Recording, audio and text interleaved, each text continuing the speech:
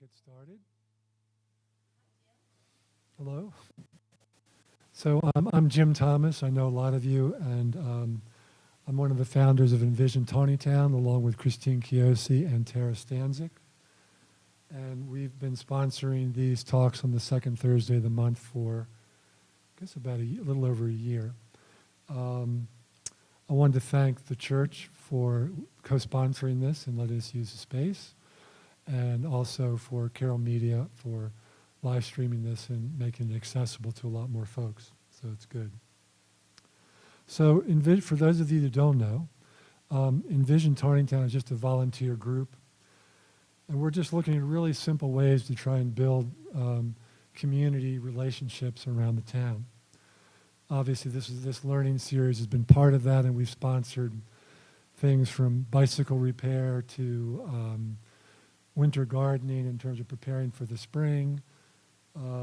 We had the Mission Believe here from Babylon Road, which is a incredible therapeutic beekeeping program for veterans and first responders.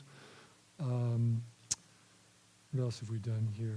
I gave a talk. I'm an acupuncturist. I gave a talk on demonstrating Qigong and different aspects of Chinese medicine. So we really try to provide a really diverse range of topics to try and encourage people to come. So if you have suggestions of what you'd like to hear or have something you would like to offer, please see me, and we can get you in the program. So a couple other things we're working on. I brought one of the libraries here in the back. We started a donation-based tiny library program where we're building libraries to give to neighborhoods in the town.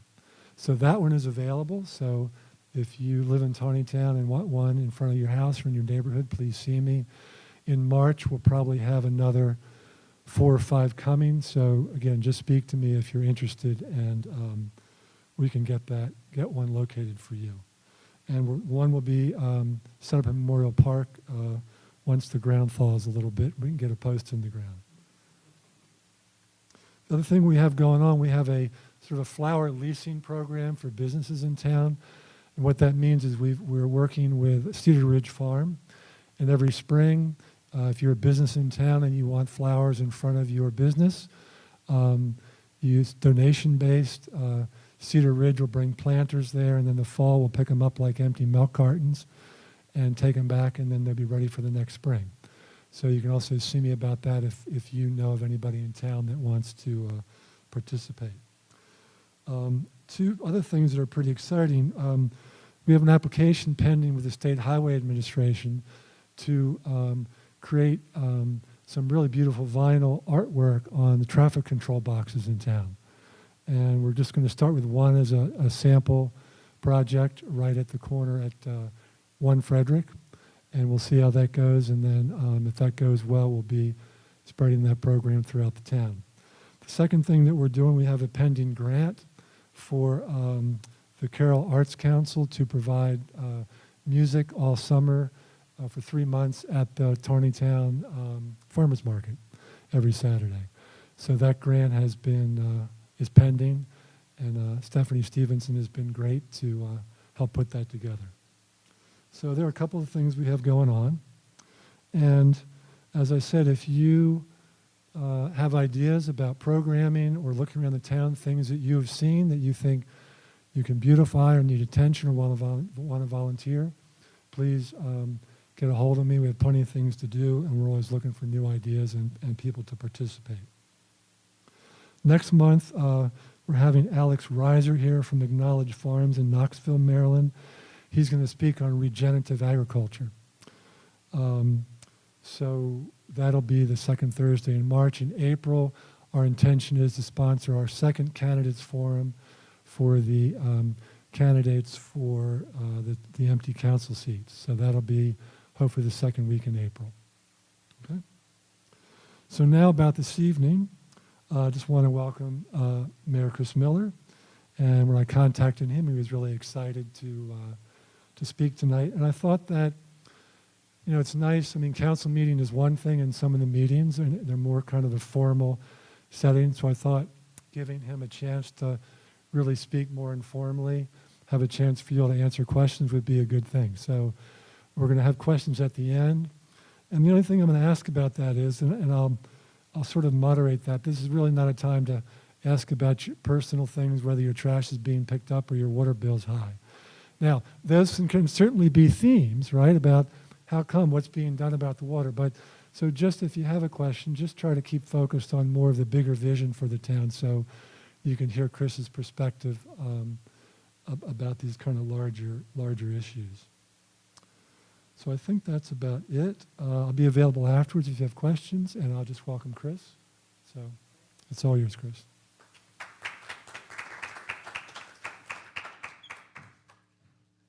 A little taller than me, but I'm a, oh, fuck, I was going to say. It's set for you. Let me go around this way.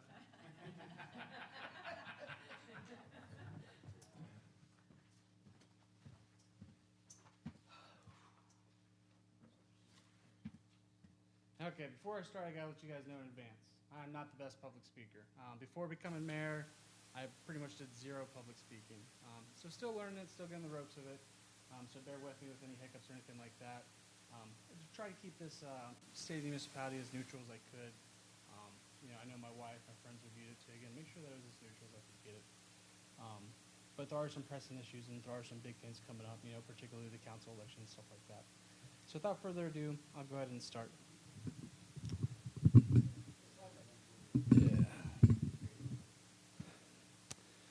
Good evening, Taneytown, and thank you for having me out here tonight. It is both an honor and a privilege to stand before you as the mayor of Taneytown and to share not only our accomplishments over the past year, but kind of what our vision will be for 2025. Tonight, I wanted to speak openly about where we've been, what we've learned, and where we're heading. Before I dive into some of the details, I want to share some personal insights I've learned since becoming mayor. As many of you might know, I'm just one man. I don't have all the answers. I surely don't. And I don't claim to have all the answers. Every decision that I make is after careful consideration. I get feedback from peers, I get feedback from family, and I get feedback from trusted advisors that I believe are steering me in the right direction of helping the residents of Taneytown. That is collaboration through the county, that's collaboration through the state, and again, that's collaboration with my peers, my other mayors, and my other municipal elected officials. But there's never a time where I've just made a decision and I've never got feedback on it. That's just not me. Even when I wrote the speech tonight, I was probably peer reviewed by 5 different people to make sure, again, that I'm kind of steering the course. I'm not convoluting what I'm talking about or anything like that. So I'm going to tell you, if you would asked me 3 years ago if I'd be standing before you today talking as the mayor, I would have told you no. It's not something I had a particular interest of doing about 3 years ago, but as we all find, we notice something wrong and we want to change it. And that's what ultimately led me down this path. Something that would sit right with me about the previous elected leadership, and I felt the duty to try to change it. And I'm going to tell you, ever since I was a kid, I felt a strong duty to the community. Went straight into the military out of high school, came back, worked for the feds after that, and here I am as mayor now. So I'll be honest with you as well. I'm not the biggest fan of government. I'm not the biggest fan of politicians. My friends actually often tease me currently about the challenges that I go through because making governmental decisions isn't something they would see me doing. I'm not a big fan of government. No offense to it, but it could do a lot better than it does. And that is part of the reason why I stepped up. That's part of the reason why I ran. And I'm going to tell you, sometimes I do. I sit there at night when I get home after a long day, being out talking with residents, or a long day after council of fighting over this issue or that issue, and I think to myself, I really miss the days where every action, every decision that I made, everything that I said was scrutinized. And I understand, being a public official, that's what you get, and that's what I signed up for. So I can't complain too much there, but I do miss those days of spending the time with the family and friends and just being able to relax a bit. I will tell you, since becoming mayor, I've dealt with people who covet this position. I've dealt with people who believe they should have been mayor, and in reality, that only reinforces my conviction to serve in this position. Because it's not something I see myself being here for 12 to 20 years. Honestly, I want to do my term. I want to accomplish what I set out to do during my first term, and hopefully that'll be the end. I do want to go back to my family, friends, business, and everything like that at one point. And I've also learned throughout this is that just as the mayor, there's only so much that I can do. There's only so much that I can push. And one of the first things you notice in an executive position when serving with legislators is you know, it's a fight. I mean, you have legislators who do use policies to stall. And, you know, I'm going to be honest with you, there's only so much longer things can be stalled. We're getting to a point where things have to move forward. And, again, not to beat a dead horse or anything, but we have a council election coming up. If you are truly concerned with where your town's going, what you want to see done with it, I don't care who you vote for, just vote. That is how you give your voice. That is how you give power to your elected officials. That's how you give mandates of what you want to see as the residents. And that's something that speaks very strongly with me because I ran on a couple of different issues, and I've tried accomplishing them the best I could in my first 2 years. But, you know, one of the things I reflected back on is that I need a team. And I'm hoping, I do hope the residents of Taneytown give me a team in this next election. I need people I can work with. And that's not to say I can't work with the current council, but they just don't share the same vision that I ran on. And I'm sad for that because it is what people asked of me. So I try to work on it the best I can. I've worked on issues that I believe we've progressed forward, especially in the police department. You know, we've really rebuilt that place. We got new officers. We got officers coming back who had left the department. We got a police canine now. We're really moving in the right direction. And, you know, one of the things when I was running last time, one of the major concerns was, you know, we had some people saying drugs aren't as bad as everybody makes it out to be. I'm going to tell you, we have a drug problem in Taneytown. And the first step to fixing it is to acknowledge that you have it. And I'm going to tell you, the new Chief Baker, he has really stepped up in that position. Again, the K-9 just made 2 recent busts. We're out there, we're working the streets, and I'm going to tell you, if you're dealing drugs in Taneytown, you're selling drugs in Taneytown, you're not welcome. We're going to find you. It might take a little bit of time, and we're working with the Carroll County Sheriffs on that, but we will get you out of Taneytown. It's only a matter of time, and we're ramping that up as best we can. I definitely veered off of what I put in this. So, and I'm going to tell you, 2024 was a tough year. You know, if there's one decision in particular that still heavily weighs on me, and I still feel it was the right decision at the time, and that was firing the city attorney. And I know it's a controversial issue, but I'm going to tell you, even now I've had council members come up to me saying that was the right move, just I didn't follow the policies that they wanted. And, you know, that's what worries me about when legislators get into executive or administrative functions is policies are a tool by bureaucrats to slow down progression. I mean, that is the simple truth.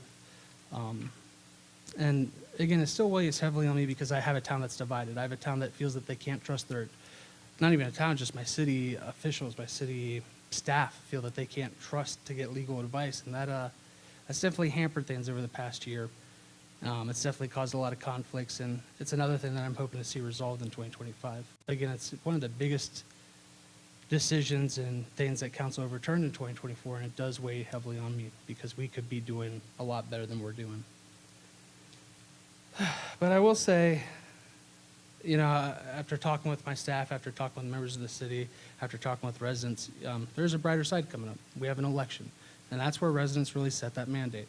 You guys get to decide where we go from here. If you truly don't like the course that I'm going, you know, elect a council that is counter to that course.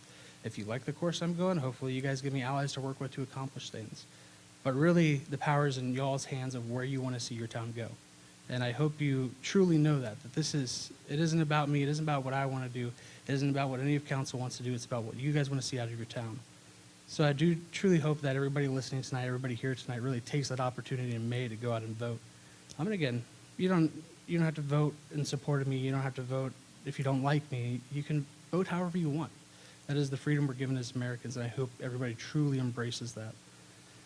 So I will say, you know, I'm not sure if any of the incumbents are running this in election, so regardless, I'm going to be working with a new council.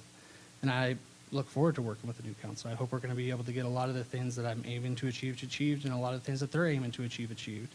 It doesn't just have to be a one-sided street. We can all win here. And again, at the end of the day, it's about what benefits the residents of Taneytown. And I truly hope anybody that is seeking the position really understands that. It isn't about my personal political preferences. It isn't about what I want to see from the town. It's about what the residents want to see from the town. This is y'all's town. So again, I think we're coming up on some major changes. I think we're coming up on a lot of movement and a lot of fast movement here soon. I will say, despite the challenges I faced in 2024 or 2023, you know, I've witnessed incredible acts of kindness in Taneytown. I've seen neighbors give back to neighbors. I've seen people who don't have much in their pocket give back to people who have less in their pocket. Again, it's about helping your neighbors. It's about helping community, and I think that is what makes Taneytown strong. It's what makes all of us feel like we want to be here, part of this community, and it's also why a lot of us don't want to see it change. It's why a lot of us don't want to see new housing developments, because we do. We feel that culture is going to change. We feel like we're going to lose touch with our neighbors. We're going to lose touch of going to the grocery store and seeing people that we know. And I understand that. I truly do. I grew up in a town I had a graduating class of 50 in my graduating class in high school. We literally all knew each other. I still know all those guys today.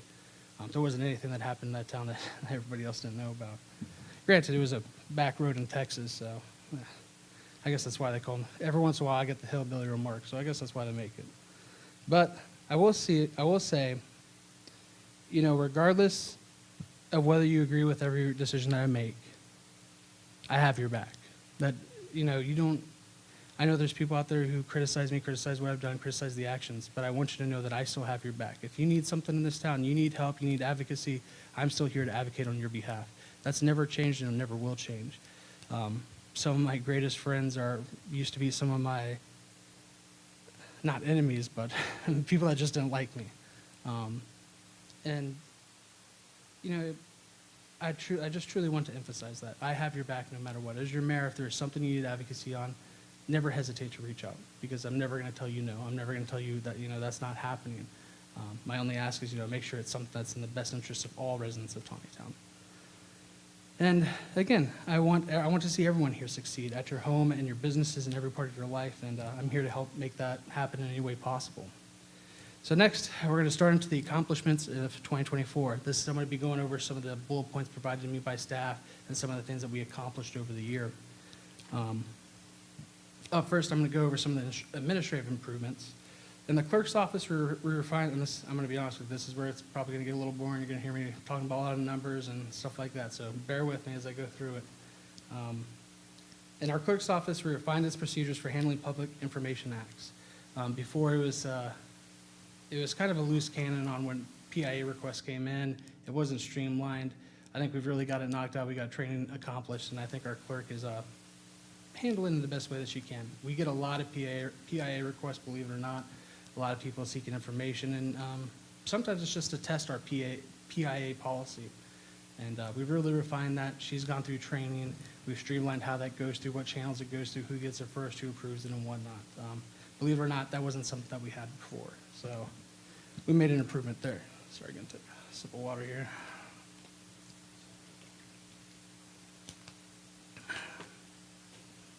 And I'll tell you, we're constantly setting the stage for more efficiency at the city government. And the clerk's office is a big one there. She handles a lot of the stuff that comes to the city council. She handles a lot of the stuff that comes to the mayor's office. And one of the biggest things we did, when I became mayor, one of the things we cut was some of the spending as far as MML goes. There's a conference we go down to the summer. It was a pretty expensive hotel that some of the previous administrations like to stay in. So we did cut that back. We're staying at the cheapest hotel we can find that is livable. And that's what I truly believe. We're not there for a vacation, we're there to serve the people. And again, that's just another way that we're trying to cut back and make sure that we have funds available for other processes, other places where we can spend it. Whew. Next up, I want to talk a little bit about our DPW. As most of you know, we had a really big project go on Roberts Mill, basically redid that whole street, added sidewalks there, did a lot of the water lines there. We improved I&I. We're back in compliance with the state.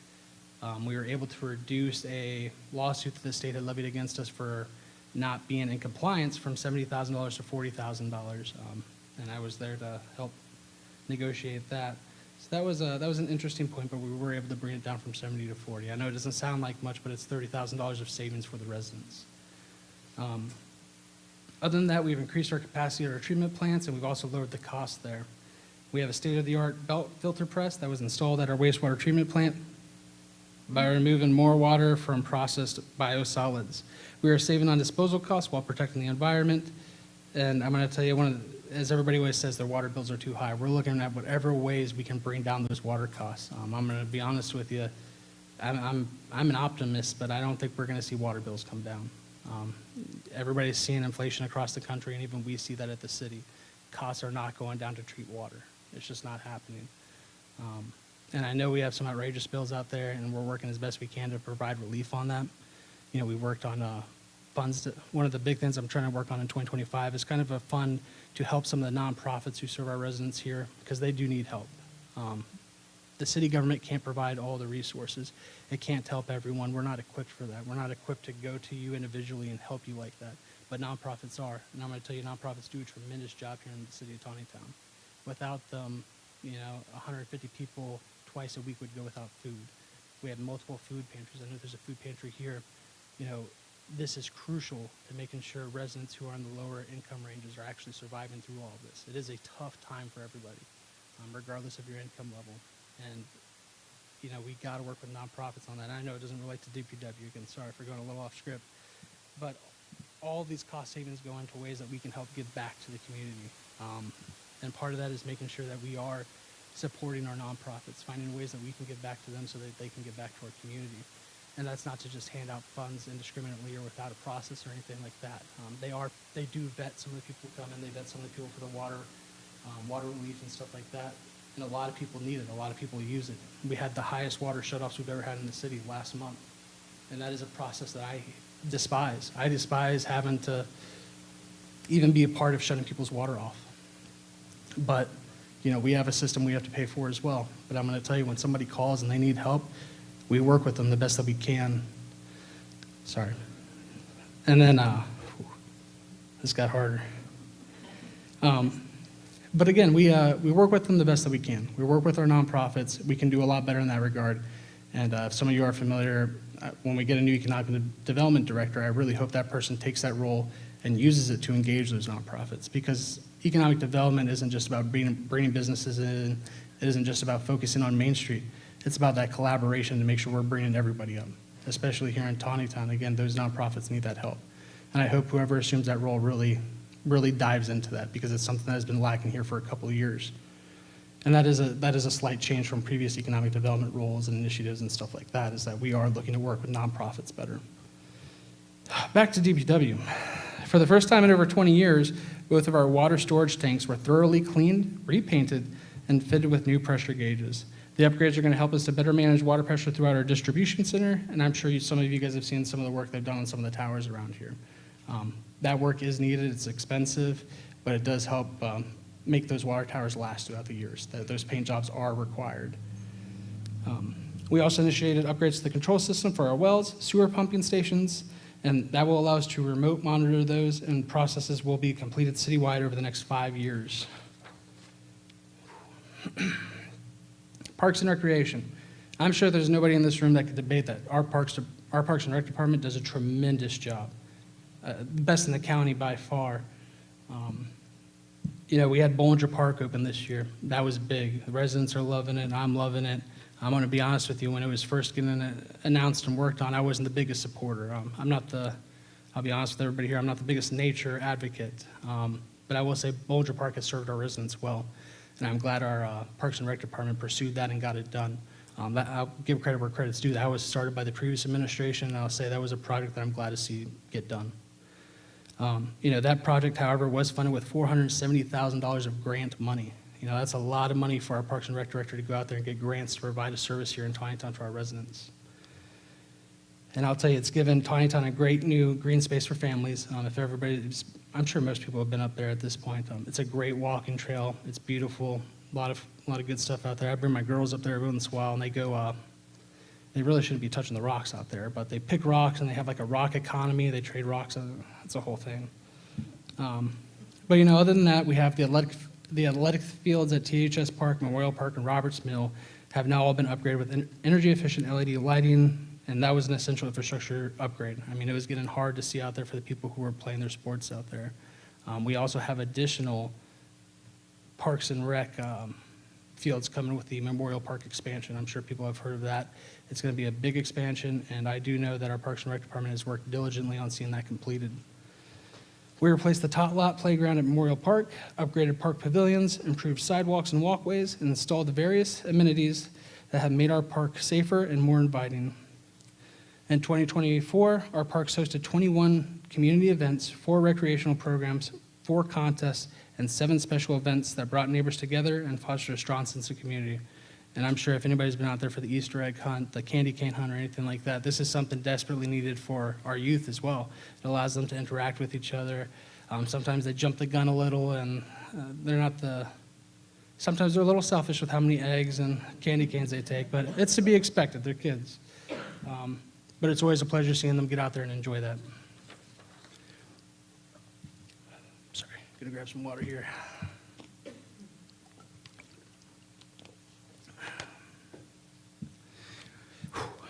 Our economic development department was struggling a bit throughout the year. We had a lot of tough points, and again, we've had a lot of time we have to make up in that. We did, however, successfully renew our state designation as a sustainable community, which is a crucial step for attracting responsible growth and investment, and also opens up for grant opportunities. New business openings on Main Street, including Bellissimo's, Old Red Truck Ice Cream, have not only enhanced the local economy, but have also created local jobs for residents. If you've ever been out to Old Red Truck, awesome ice cream out there. Thoroughly recommend it. Existing businesses have continued to evolve, and even as we discuss future economic development, it is clear that our focus must remain on supporting local amenities and not simply chasing after big box stores. That is something that, as mayor, I pledge to you is we are going to focus local. We're going to be focusing on stuff that provides amenities to residents first and foremost. We want to try to retain shopping here from our community. We want to try to retain people in Taneytown throughout the day. I know there's a lot of other places people can go. You know, you have Gettysburg, you have Westminster, you have Frederick. Again, there's plenty of places to go, but we need to figure out how we can retain that economy locally, how we can retain that money locally in our businesses. And I think outreach is the biggest thing. Making sure our residents know that businesses are open, making sure our businesses have operating hours that are accommodating to our residents. We are a bedroom community. I mean, there's no doubt about it. People wake up people get home around 6 to 7 p.m. And I'm going to tell you, if you go from no anchovies all the way down to the police station, you only pass 2 open stores at 6 p.m. That's something that's got to change. That's why people are not out there. You can't foster a Main Street if you don't have operating hours. You can't foster a Main Street if there's nowhere to shop. And it's not the city's responsibility to build businesses. That's entrepreneurs' job. However, it is our responsibility to facilitate and engage them and show them that there is opportunity here. And we're going to spend a lot of 2025 doing that.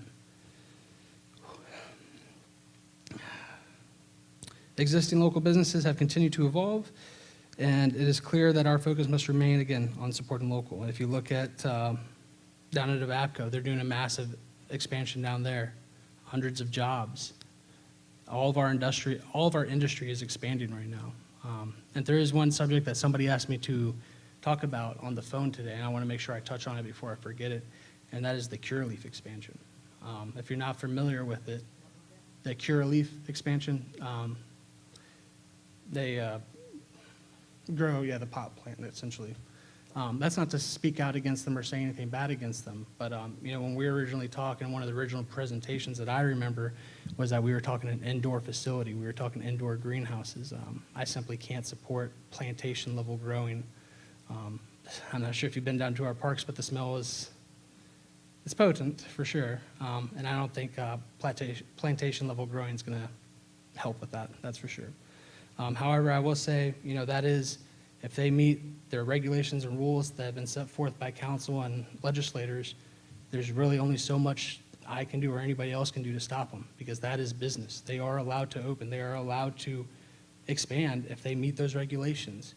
However, I do believe that in the best interest of the city, it is an ask of them that they heavily reconsider the plantation effort. And I will say that, we haven't seen anything at the Planning and Zoning Committee for a while now on that. So I'm not sure where it's at in that process, but we'll keep an eye out for it. And if I see anything, I'll make sure it gets posted out so people can go to those planning and zoning meetings to voice their concerns and whatnot. Whew. So fiscal responsibility.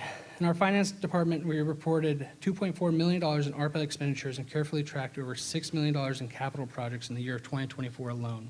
Believe it or not, a lot of money gets spent through here on capital projects. I mean, look at Roberts Mill. That was an expensive project. It was a long project, and even now we're still making fixes out there. We have a lot of things coming up, including, I'm not sure if anybody's familiar with Stumptown Road, but that road is in disarray right now. It's deteriorating. They're going to be doing some patchwork jobs out here in the next 30 days. However, that is on a longer cycle to see a bigger fix. At the end of the day, all of this costs money: paving roads, infrastructure, water lines. It's not money that we just have readily available, and we have to be strategic in how we spend that money, especially as the federal funds start drying up, especially as the county funds start drying up. We have to acknowledge that some of the money we've been receiving, we're probably not going to be receiving for much longer. And it's going to take some budget constraints. It's going to take some pulling back, and it's going to take a lot of prioritization of what is the priority, what is crucial. And I know a lot of people have been asking for a lot of different projects, but we're going to have to look a lot more carefully at this. It's going to be an interesting couple of years. Again, most don't know this, but with the feds pulling back, that means the state has to pull back. That means the county has to pull back. All of that is a chain. Everybody receives money from the top and it circles down. And we're going to see a lot of constricting from all those levels. And that means we at the city are going to have to constrict as well. And we're going to try our best. We're going to manage our best. And again, we're going to do whatever we can to maintain tax levels. I mean, that's the bottom line to it, but that is going to take scaling back a bit. We got to really figure out what we want as a community. Do we want more police officers? Do we want more parks? What is the ask? And we have to prioritize that carefully.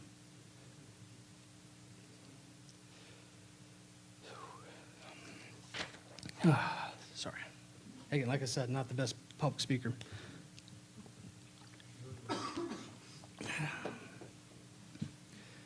Next up, we have planning and zoning. And I want to talk about planning and zoning and code enforcement. They're all one role here in the city. One individual does all three of those jobs, and they are three different jobs.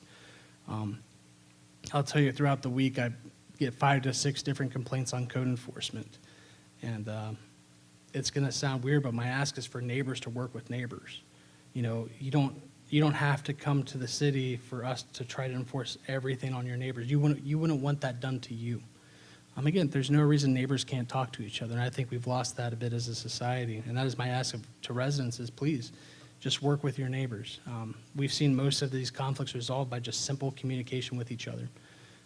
Yes, code enforcement can get involved, but I'm going to tell you, what I see more often than not is it becomes a tug of war. One person files a code enforcement complaint, then that person files a code enforcement complaint, and here comes the city getting involved in basically a war between neighbors. That's not a situation the city wants to be in. It's not good government. It's not a good use of our staff time. So I ask, please, if you genuinely have a concern, just talk to your neighbor. Try to work it out with them. And again, if you can't work it out, don't hesitate to reach out, because we can work it out with you guys. But I ask that people communicate with each other and truly try to work with each other in that regard. I will say on planning and zoning, I'm sure many of you know, we have been working on the comprehensive plan. That is one of the big things I strive to see in 2023. We got it approved in 2023, and it was worked its way through in 2024. They're making good progress there. They've taken a lot of community feedback, and they're preparing the reports. I know they've already sent out a couple of those. Again, I'm interested to see where it's going. We're seeing a lot of people pushing back on residential development, which is expected. I don't know if the town is ready for that kind of growth. And I definitely support the residents' endeavors to restrict and kind of constrict back on that growth, because there is no doubt about it. These developments cost more over time than we get in initial impact fees. So the question becomes, should the residents here subsidize housing developments? Because that is truly what you do down the road. Again, it's a nice pot of money when you initially get it, but as time goes by, you are spending more than you got back originally. Especially, we haven't even taken Meade's infrastructure yet. For those who don't know, we're still waiting some compliance there from their developer. So the city doesn't even run their infrastructure. We don't plow their roads. We don't have their water lines, et cetera. And that is going to be a burden as we take them. They still have issues they have to address, and as they address them, we're going to have to take more and more of that infrastructure. And as we do, that is going to become a burden on the taxpayers. And I appreciate it's a good community out there, a lot of good people out there, but we have to be careful as these other new developments are coming in. We have to be mindful of that growth. We have to be mindful of the true cost of it. It isn't simply just you build a bunch of houses, you get a bunch of new tax money. They don't pay for themselves. We know that. Normally the cycle goes, you build a bunch of new houses, you find out 5 years down the line they're not paying for themselves, so you're like, well, I need to build a bunch more houses. And the cycle continues. And When I ran back in 2023, I don't think there was the mandate there for additional residential development. I worked against the annexation of the Sewell Farm, and I strongly believe that, and even hearing from the city government officials now that, that was probably a mistake that was annexed into the city. That gives the developer the right to develop. The idea of control isn't, the city doesn't get to control that development. You get to control aspects of it, but you don't get to decide when they build, how they build, or anything like that. And I think people are going to realize that real quick, that how it was sold to the residents is not what we're going to see. From there, continue on in planning and zoning. Again, the comprehensive plan is going to be a framework. It's going to be a framework to guide us on on the responses from the residents of how they want to see their town grow. And like I said, the overwhelming feedback is, yes, we want more commercial development. No, we don't want more residential development. And I'm going to tell you, the two conflict with each other. I'm going to be brutally honest with you. You don't get the commercial development that you're looking for without residential development. We can try our best. We can try to attract whatever we can. But a lot of those fast food places that people are always asking for are looking for more residents. That's the ask that they have. So, the community is going to have to face that question of what do they want. And as an elected official, I'm a representative of that. I steer the ship in the way that the community wants their ship steered. And I try to advocate the best I can for whichever direction I believe is in the best interest. But if the community strongly believes it's one way and I'm trying to lead them another, I have to correct my course to match the residents because it is their city and I am a representative. I don't get to dictate, I represent. And I take that to heart. Next up, we have public safety and drug enforcement. Taneytown, as I talked about earlier today, we have definitely expanded our capabilities in drug enforcement with a new K-9 unit. Again, they made 2 recent stops here in February. They're just now hitting the streets. There's a lot of training involved with that in 2024. And I think you're going to see us involved in a lot more drug busts throughout the year. We're going to continue ramping that up. As we fill out our police department, we have a couple more spots to fill. We will put somebody on the drug task force in Carroll County. And we will continue working with the sheriff's department to make sure that we're tackling all the drugs that we can here in Taneytown. That's not to say drugs are going to go away. I mean, it's a countrywide epidemic right now. I don't have a special plan that's different from others than stronger enforcement. That if you are dealing, you get sent to jail. But what I always say is, every place in America has a drug problem right now. The only difference is what you decide to do about it. And here in Taneytown, our decision is stricter enforcement.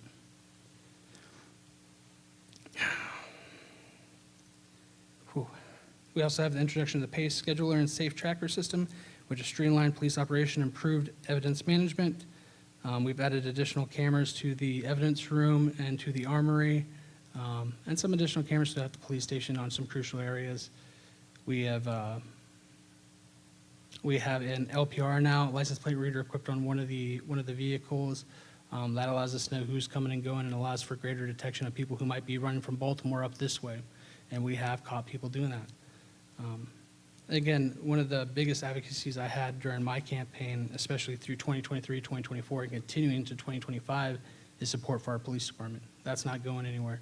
And again, if people are looking for something different from that, they'll have to make that decision later. But I do believe we have to support our police department. I do believe we have to continue building it up. And I do believe we have to have stricter enforcement.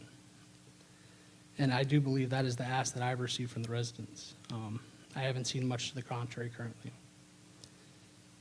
In 2023 and 2024, we made significant busts. We made a couple out at Roberts Mills. Again, we made a couple of car busts here. And again, they're going to continue trying, and we're going to continue catching them. And the best that we can do is continue working at it and continue enforcement on it. And like I said, if you're involved in illegal drugs or illicit drugs, anything like that, and you're trying to run them through Taneytown, you're trying to drive them through Taneytown, you're trying to sell them in Taneytown, you're going to get caught. It's a matter of time, and I know they'll just send somebody else up, but we'll keep catching them, we'll keep putting them away, and we're going to keep enforcing it. Sorry. Got a lot of pages here. I should have. How am I doing on time? Good? I bet it's only been like 10 minutes. Oh, boy. Okay. Should grant funding be secured, we will begin construction on the new DPW maintenance shop that consolidates multiple storage facilities into one modern, efficient center. The facility will also house file storage, an expanded IT room, a training area for MRWA classes, and even serve as an emergency operations center during crisis. Now, this is something that popped up back during 2024. If anybody remembers, the building cost around $8 million. When it was originally proposed, there hadn't been much of any grant funding lined up. And again, as the budgets are being constricted, as the state budget is being constricted, as the county budget is being constricted, as the federal budget is being constricted, this is going to be a hard look. I know it's a big ask from DPW, but there's going to have to be grant funding secured before that project is endeavored. We definitely don't want to dry up our reserves, especially not before there's a lot more stuff on the horizon as far as budgets go. And we want to make sure that we're well prepared. And it's a conversation I have with the city manager just about once a week. Are we prepared in case things keep going the way that they're going? Which is that the money is drying up. Next, aged water lines along Westview Drive, Church Street, and Roberts Mill Road will be replaced. And that'll hopefully, ensure less I&I, safer water supply. In addition to this, we will also be, in 2025, we will be trying to allocate funds for extensive traffic calming measures throughout the neighborhoods. And I'm always hesitant a little to say this because I'm going to tell you, there's people out there that don't like speed traffic calming because they like going fast. They like going fast on the roads. And they're going to have to be mad because I'm going to tell you, public safety, safety of the kids going to and from school, safety of kids, people just going to businesses. That is a first priority concern. One of the recent things that was just before council was a speed traffic camera on Trevanian. 270 people a day going 12 miles above the posted speed limit in a school zone. And, there's some that argue that a speed camera is not going to reduce that. I mean, studies show 50% reduction the moment you put that camera out there. And I'm going to tell you, if we can save 135 people from speeding on that road where kids have to walk in the street because the sidewalk hasn't been finished, people are, I hate to use the word suck it up, but you're going to have to suck it up. Don't go 12 miles above the speed limit. That's all you have to do to not get a ticket. It's really your choice whether you get it. We're not forcing the ticket on you. Again, you have to go 12 miles above the posted speed limit in a school zone. So again, that's just one of the traffic calming measures we're looking at. In 2025, the other one will be speed tables. Those aren't speed bumps. If you're familiar with what a speed table is, essentially it goes up a little bit and then it flats out. It's less impactful than a speed bump, and if you're going the posted speed limit, you can more than likely just go right over it. You're not going to have any concerns or any issues. One of the things I've tasked the city manager and DPW and Taneytown Police Department on is to identify critical areas where we can put those this year to calm down those speeds throughout neighborhoods. And I'm going to tell you, there's roads like Keenan Street being looked at, there's roads Roberts Mill being looked at, Grand Drive being looked at, Fairview being looked at. And there's a lot of roads where people speed on and pass stop signs for some reason. You really, all you have to do is stop at the stop signs, please. Don't go 30 in the 20 mile per hour neighborhoods. Kids play there. Kids are going to parks there. I can't tell you the amount of close calls I've seen, but I do hope the speed tables start turning that around a bit. We got a new round of stop signs put out on Keenan towards Morning Frost. Stop signs, road signs, and whatnot. But I'm going to tell you, if they're speeding to begin with, they're also probably blowing through a stop sign. So again, we're working the best that we can, but it costs money. But we will hopefully see those speed tables start being implemented throughout some of the neighborhoods. And again, I know some people are going to be mad about that, but it's what it is. Safety comes first, especially when it comes to trying to get somewhere faster. And we'll probably see additional crosswalks being added as well. One that we're eyeing right now is over by Keenan Street to, I'm just going to say the Duck Pond for now. For some reason, my brain's drawn a blank. So it's basically from Keenan Street to the Duck Pond where that small parking lot is, that we want to try to get not only a speed table put there, but a stop sign and a crosswalk so kids can start crossing over there. I'm not sure if anybody notices, but if you go to that particular area, you can actually see the divot where kids cross over there there's no sidewalk there. So they just literally cross the street there on a road where people are going 30 to 40 miles per hour going over to Stumptown Road. I mean, if you've ever been on Roberts Mill to Stumptown, people just fly through there. I mean, there's no doubt about it. But again, the key is to making sure people are safe. The key is making sure that people feel safe as they're going to the parks, feel safe as they're transversing the city. And that is where part of our focus should be. I mean, one of the biggest pillars of city government is public safety. It's one of the biggest things you're entrusted with in government. And I think we're making steps in the right direction there. And I said this earlier, but to all the residents who reached out to me about Bancroft and Stumptown, yeah, I'm pleased to say you'll hopefully be seeing some repairs in the next 30 days there. They're going to be patchwork. They're not going to be full redos of the road or any of that section. We're just going to have to patch them for now. Stumptown is slated down the road. I know it's been pushed back a little, but it is slated to eventually get fixed. Funds pending. I mean, again, that's the biggest thing is money. If we could fix everything, if we had infinite money, we could fix everything, but we don't. In 2025, I'm going to tell you, I firmly believe that effective government requires not only vision, but also accountability. In 2025, I plan to push through legislation that I try to work on in 2023, which is term limits for both the mayor and council. I expect that a new incoming council will receive this well. This is something I hold personally, in that I don't believe that these are meant to be 20-year positions. They're not meant to be even 12-year positions. New vision has to come along. The torch has to be passed, and I'm willing to see it done. I'm hoping the new council is willing to see it done as well. In addition to that, I'm hoping to implement new tools for the public to directly petition elected officials to referendum. What that does is currently the council has to censure another council member to be able to take them to referendum, or for even the residents to be able to petition them to referendum. There is no way after an elected official is elected for you to actually hold them accountable besides maybe posting on Facebook, and that only does so much. And again, this was never to target any of the current council members. This was just to give an additional tool to the public to hold their elected officials accountable. Again, I know there's people who aren't happy with the job that I did. This will give you a tool to seek, remove me from office if you can garner enough signatures. This is a tool for you to use to hold elected officials accountable. And I hope people do use it. I hope they don't have to, but I hope if they ever come to a situation where it needs to be used, that they do use it. Furthermore, I do anticipate staff changes mid-2025. I'm not going to go into too much depth on that, but I do believe we need to instill a little bit of a greater trust in Taneytown city government, and that is going to require some staff changes. That is going to require people who truly have that vision of working with residents. Almost done, I promise. We got like 4 pages left, and then we'll do Q&A and whatnot.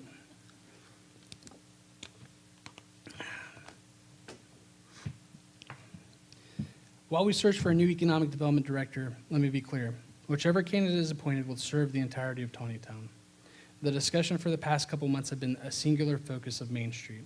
And that's not to point fingers. It has been a problem. People expect us to discuss more than just that. The council has spent a lot of time on that particular issue, and I get it. It's sensitive to a lot of people.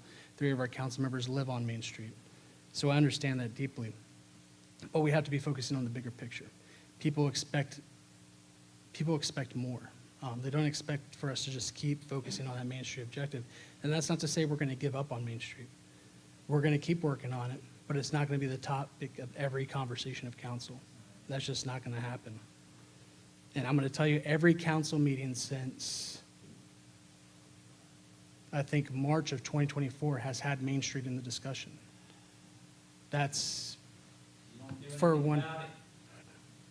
And again, I know that's not going to make everybody happy, but there is more than just a Main Street.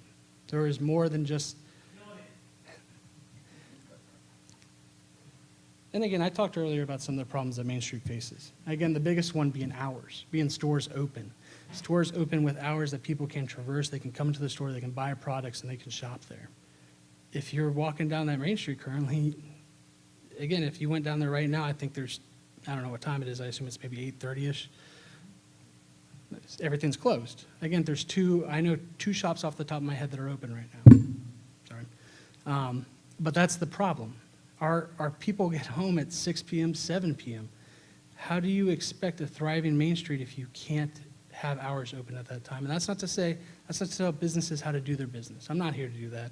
They're the entrepreneurs. They can figure out what makes most sense for them. But, if you were to ask me what the singular most problem with Main Street is, It's businesses not being open, followed closely by store hours. And that's not something the city can do. That's not something the city can help with. Those are up to the entrepreneurs. And I know a lot of the blame has been passed to the city that they're stifling Main Street, we're stifling the conversation. But I'm going to tell you, when I look at the Main Street conversations, I don't see, I see some business owners there, but I don't see people who have been there for 10 years coming up to these things saying they need help from the city. The city cannot prop up business. That's not what the city's there for. That is up to the entrepreneur. That is up to their business model. That is up to them making sure that they connect with their community and are able to bring customers in. And again, that worries me, because I do worry that there's been a sense that the city needs to do that, needs to prop these businesses up, but that is not. I don't see the demand for that. I haven't been given a mandate of that. When I ran back in 2023, what I ran on was economic development for all of Taneytown. I know the other two candidates focused on Main Street, but that is not what I focused on. And again, I'll continue down that path, and that's not to say that we've forgotten Main Street or we're going to give up on it. We're going to continue working on it, but we're going to make sure that we're working on it, the back end pieces, before we're even coming to council. Again, we've been talking about stuff that gets nowhere for months. And that's because everybody wants to have their hand in it. That's because everybody wants to be a part of it. And that's not to say that that's a bad thing. It isn't. But that's why it takes so much time, is because everybody wants to change it for how they see it. Everyone wants to change it for their vision. We need a unified vision on that. And I truly believe whoever we select for the next economic development director can truly lead that vision forward. And I hope they do, because that's what Main Street needs, is a vision on that. And they need somebody who's really able to tie that all together. And like I said, it isn't that we're giving up on it. It's just not going to be the singular area of focus. We need to discuss more. We need to discuss how we can help our residents. We need to discuss what more we can do in the just trying times that people are facing. We need to figure out what we can do about water, because those water bills and those water shutoffs are going to continue going up. I mean, that's a fact. Assessments on properties are going up. The wallet is becoming smaller and smaller for people. And we got to figure out the city of how we can assist, of how we can help. And it's not to say we're going to just hand out money to residents either. That's not the plan whatsoever. But again, there's better collaboration we can have. There's more collaboration we can have with the nonprofits. There's more collaboration that can be had across Taneytown. And that requires an economic development director that can bridge that gap. And that is what I'm hoping for 2025, in economic development. I'm really hoping we find that person who can really bridge that. And I do believe we're searching in the right direction. And I believe we'll get there. I believe we'll get there in 2025, if not early 2026.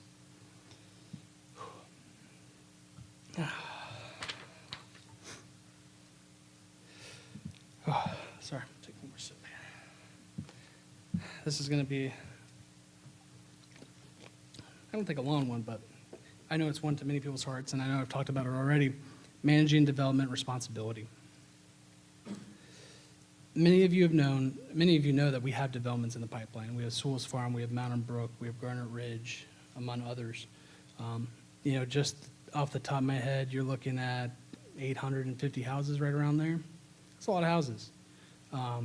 Let's say each house has 2 people, 1,600 people. You're probably looking at an average of 3, so you're at 2,400 people. 2,400 people from a town of 8,500 people. We already see schools that are currently in a budget crisis right now. I'm not exactly sure how they're going to handle that many students coming into their programs. We're seeing classes getting bigger. We're seeing already a lack of existing amenities. We're seeing traffic already. And yes, some of that development could help ease that traffic with new roads. And that's not to say that it can't, but you have to question the benefit of it compared to the costs. It isn't going to be simple. The developer comes in, builds a road, and that's the end of it. Even if the state takes control of that road, which is still an if given their budget concerns. And again, we don't know how the future is going to look for the state either. We have to really think hard of whether we can handle that many new houses. And again, maybe with the next council election, there will be that mandate for more houses. But I currently do not see that mandate.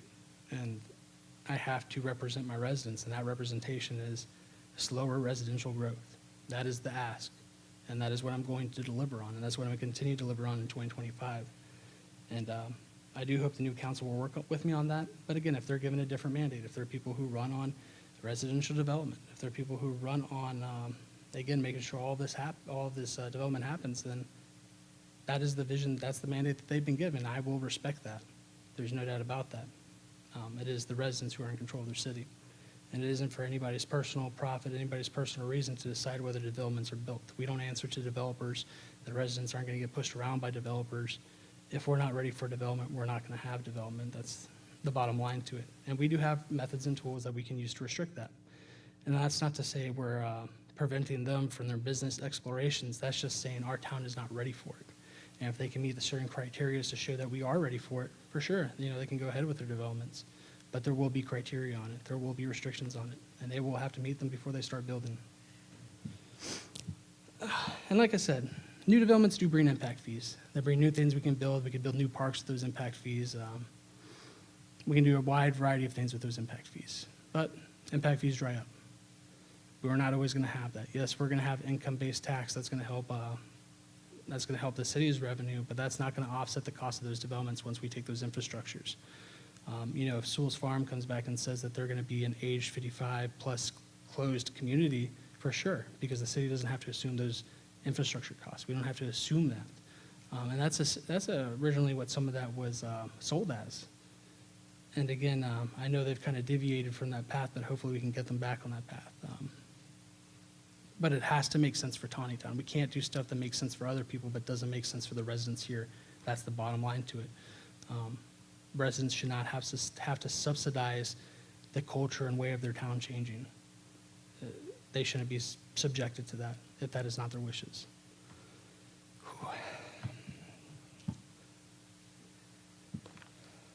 Again, I know I'm rehashing some of this stuff, so I apologize.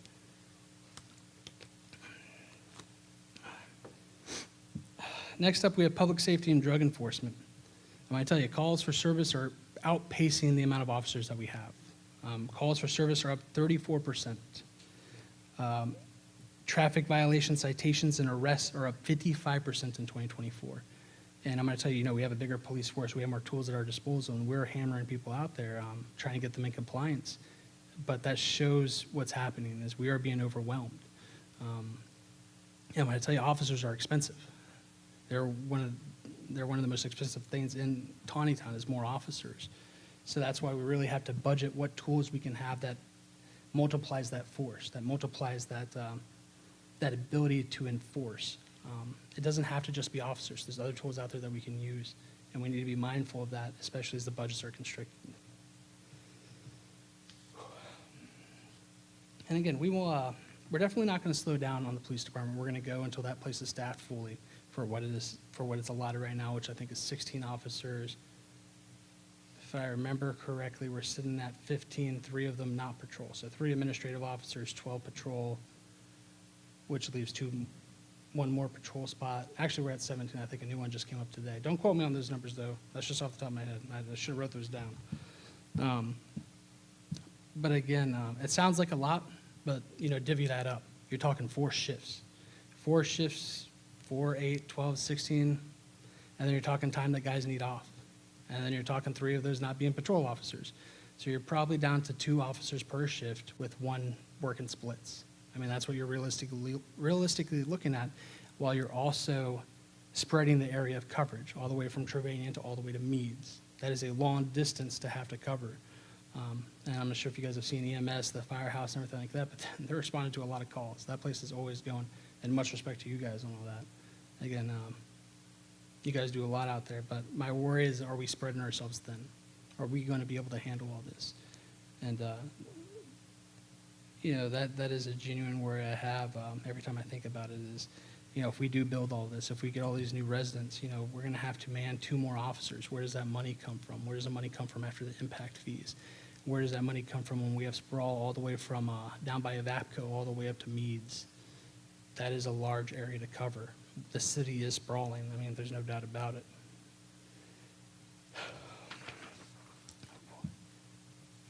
I don't know why I run so fast. And I apologize. I put a lot in here. Should have really condensed it down a bit. How am I looking on time, Jim? I'm trying to make sure I leave enough for a Q&A.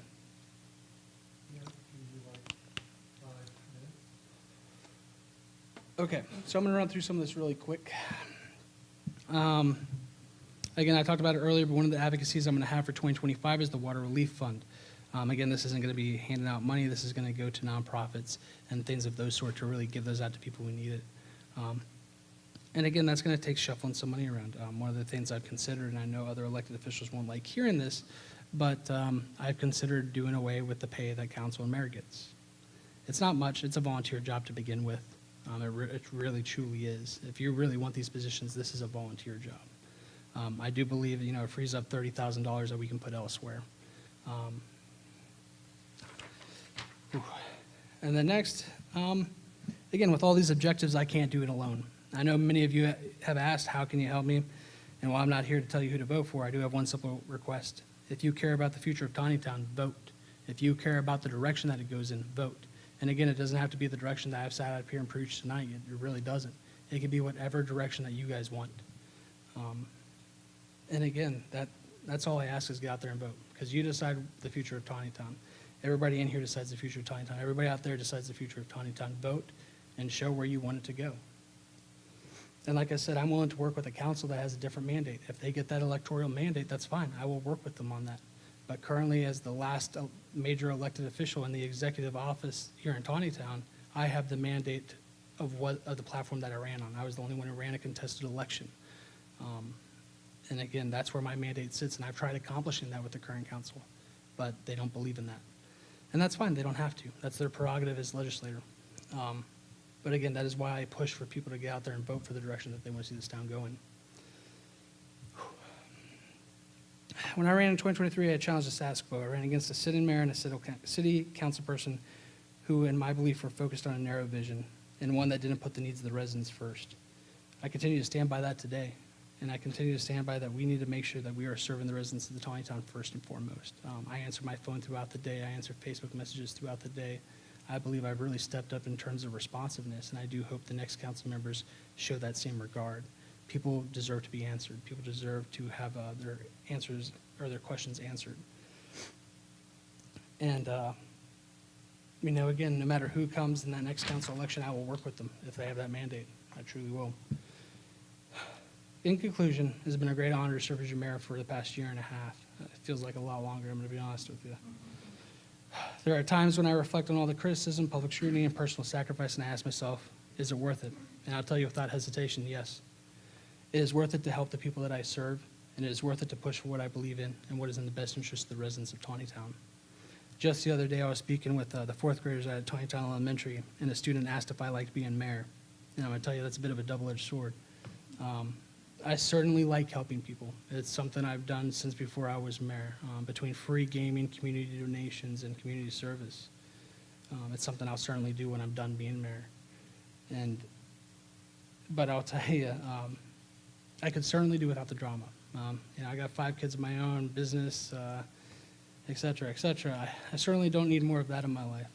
So it's a double-edged sword. I enjoy being the mayor. I could do without some of the drama. And the problem is, when you're fighting for a different vision, there is going to be drama. There is going to be fighting. That just comes with the territory. And I'll tell you, Taneytown is a special community. I'm a transplant. I moved here in 2017, so I've not lived here very long. But I do come from a very small town, much smaller than Taneytown. Again, back road in Texas. I've come to cherish the spirit, the camaraderie. And I tell you, people rally to help each other here, even during the darkest times. And again, people with so little give so much back to this community in whatever shape they can. And I've seen that. I have truly seen that here. And that is what being in a small town is all about. And I want to remind you, this journey is not mine alone. It belongs to all of you. Whether you agree with every decision I've made or whether you sometimes disagree with my methods, know that I have your best interest at heart. I encourage you to stay involved, attend meetings, ask questions, and most importantly, vote. Your participation is a cornerstone to a thriving Taneytown. Thank you for your support, your trust, and all of your all's commitment to your community. I appreciate you guys being here tonight most of all. And again, standing with me as I went through all this. We will continue to build a brighter future for Taneytown, its residents, its businesses, and for everybody here. Thank you.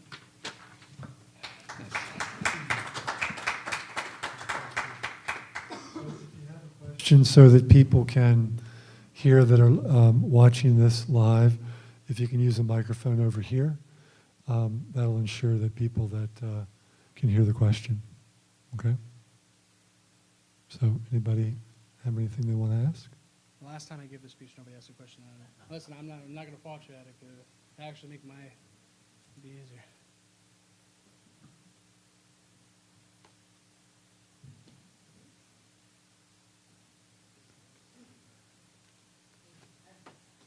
Kelly Bowie, 106 Flanagan Drive. Can you tell me the reason why you chose Trinity Lutheran Church to do this presentation with a nonprofit and not at City Hall with your council present, with the manager and city attorney? Well, the city attorney would have been there. Either he doesn't attend It meetings doesn't very matter, often. so I'm going to answer the answer. question. I'm answering the question. I didn't choose the venue. I was asked to come out here and give it at Trinity Lutheran. I didn't specifically choose what venue it was at. I answered a question, and again, that was one of the first things they said during this meeting, is that, I was asked to be out here, and yeah, I'm enthusiastic to come out here and speak. I mean, that's what the space is, and that's what the speech is. So I can answer that. So I'm with Envision Taneytown. We sponsor monthly something called Talk Around Town, and I invited him here. So it's really not a city-sponsored event at all, and not connected. And the spirit of having him here was because it wasn't at town council. There might be more freedom to speak and give people easier access to him and ask questions. So that's the reason it's here. Yeah, but again, it's a venue that isn't the city's venue. Hopefully this kind of opened it up a little bit more. I'm going to tell you, me and the commissioner, for instance, we give many state of the unions or state of the counties updates at the business breakfasts, for instance. But nobody's ever asked, why the business breakfast. No, it's a fair question. I appreciate it. Anybody else?